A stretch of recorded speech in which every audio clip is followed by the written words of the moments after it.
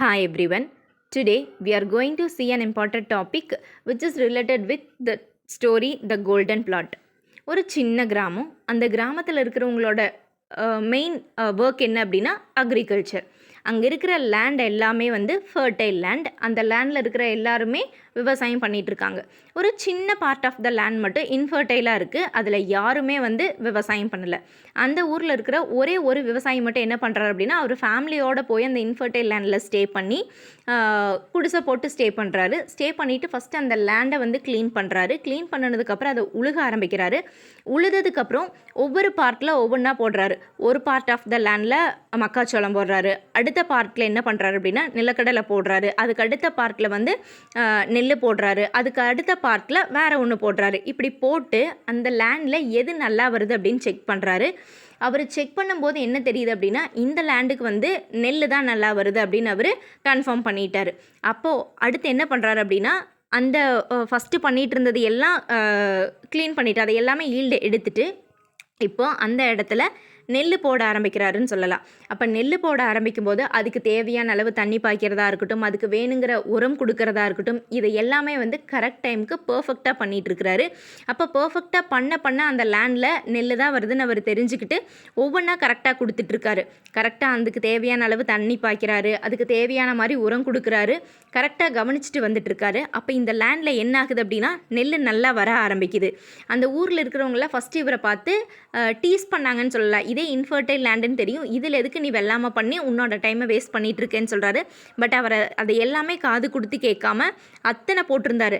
கொஞ்சம் இமேஜின் பண்ணி பாருங்கள், மக்காச்சோளம் ஒரு மாதிரி இருக்கும், நிலக்கடலை ஒரு மாதிரி இருக்கும், நெல் ஒரு மாதிரி இருக்கும். பட் இது மூணுமே போடும்போது அந்த ஊரில் இருக்கிறவங்க டீஸ் பண்ணாங்க. பட் இப்போ அவர் அந்த நெல்லில் நல்ல ஈல்டு எடுத்துகிட்டு இருக்காரு.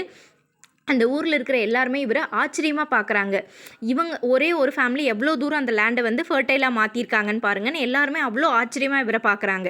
அப்போது அவர் எதை ப்ரூவ் பண்ணியிருக்காரு அப்படின்னா, நம்ம ஹார்ட் ஒர்க்கும் இருக்கணும், அதே மாதிரி கன்சிஸ்டன்சி இருக்கணும். அந்த ஹார்ட் ஒர்க்கும் கன்சிஸ்டன்சியும் ப்ளஸ் எது நம்மளுக்கு வரும் அப்படிங்கிறதையும் பார்க்கணும். அந்த நிலத்துக்கு எது செட் ஆகுதுன்னு அவர் கண்டுபிடிச்சிட்டாரு. அப்போ அதில் அவரோட ஹார்ட் ஒர்க்கை போட்டு அதை சக்ஸஸ் பண்ணியிருக்காருன்னு சொல்லலாம். Through this, we may understand consistency is what transforms average into excellence. ஆவரேஜான திங்ஸை கூட எக்ஸலண்ட்டாக சேஞ்ச் பண்ணுறதுக்கு கன்சிஸ்டன்சி இம்பார்ட்டண்ட் அப்படின்னு சொல்லலாம். Consistency is the key to success. Consistency increases our chance of making progress. Over time builds up momentum அப்படின்னு சொல்லலாம். And it keeps us motivated. Consistency வந்து நம்மளை ரொம்ப மோட்டிவேட்டடாக வச்சுருக்கோம் அப்படின்னு சொல்லலாம். கன்சிஸ்டன்சியை நம்ம ப்ராக்டிஸ் பண்ணிகிட்டே இருந்தோம் அப்படின்னா it instils discipline, sharpens our attention, as well as it increases our awareness of what needs to be done. To stay consistent, நம்ம கன்சிஸ்டண்ட்டாக இருக்கணும் அப்படின்னா எது ரொம்ப இம்பார்ட்டண்ட் அப்படின்னா டு மானிட்டர் அவர் ப்ரோக்ரஸ். நம்மளோட ப்ரோக்ரஸை வந்து நம்ம மானிட்டர் பண்ணிகிட்டே இருந்தோம் அப்படின்னா தான் கண்டிப்பாக நம்ம கன்சிஸ்டண்ட்டாக இருக்க முடியும் அப்படின்னு சொல்லலாம்.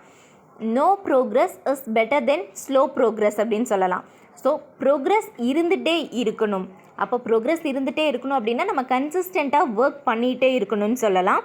ஸோ எக்ஸாம்பிளுக்கு it can be quite difficult to break bad habits. நம்மளோட பேட் ஹேபிட்ஸை பிரேக் அவுட் பண்ணுறது ரொம்ப கஷ்டம் அப்படின்னு சொல்லலாம். நம்மளோட லேசினஸாக இருக்கட்டும், நம்மளோட ஆங்கராக இருக்கட்டும், இதெல்லாம் கன்சிஸ்டண்ட்டாக நம்ம பண்ணிகிட்டே இருக்கிறதுனால அதிலிருந்து வெளியில் வர முடியாதுன்னு சொல்லலாம். பட் கன்சிஸ்டன்சி, ஒரு குட் ஹேபிட்டை வந்து நம்ம கன்சிஸ்டன்சியாக கொண்டு வந்துட்டோம் அப்படின்னா அதை நம்ம டெய்லியும் ப்ராக்டிஸ் பண்ணிகிட்டே இருந்தோம் அப்படின்னா அது நம்மளுக்கு ஹேபிட்டாகவே சேஞ்ச் ஆயிருன்னு சொல்லலாம். நம்ம கைண்டாக இருக்கணும் அப்படிங்கிறத ஒரு இதாக எடுத்துகிட்டு நம்ம எல்லாத்துக்கிட்டையும் கைண்டாக இருக்கலாம். மார்னிங் நேரமே எந்திரிக்கணும், ஒரு 4 o'clock எந்திரிக்கணும் அப்படிங்கிறத நீங்கள் கன்சிஸ்டண்ட்டாக பண்ணிகிட்டே இருந்தீங்க அப்படின்னா அது நம்மளுக்கு ஒரு ஹேபிட்டாக சேஞ்ச் ஆயிரும் அப்படின்னு சொல்லலாம். நம்ம கன்சிஸ்டண்ட்டாக என்ன ஒர்க் பண்ணிகிட்டு இருக்கோமோ அது நம்மளுக்கு ஹேபிட்டாக சேஞ்ச் ஆயிரும்.